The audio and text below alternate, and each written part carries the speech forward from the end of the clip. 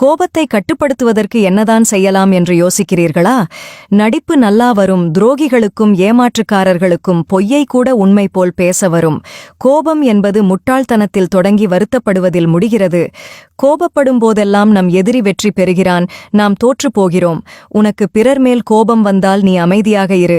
பிறர்க்கு உன்மேல் கோபம் வந்தால் நீயே பொறுமையாக இரு. அதிக கோபம் வந்தால் கொஞ்ச நேரம் மௌனமாக இருப்பதே நல்லது. கோபத்தால் வாழ்ந்தவர்களை விட வாழ்க்கையை இழந்தவர்கள்தான் அதிகம். மனிதன் கோபம் வரும்போது தன்னிலை மறக்கிறான்.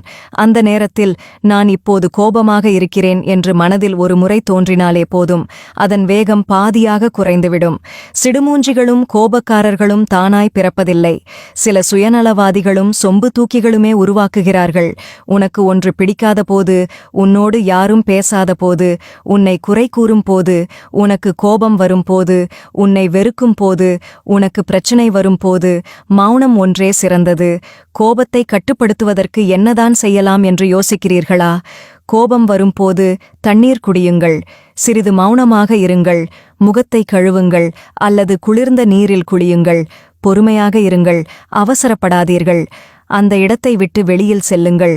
கோபம் வருகிற சூழ்நிலையில் அதிகம் பேசாதீர்கள்.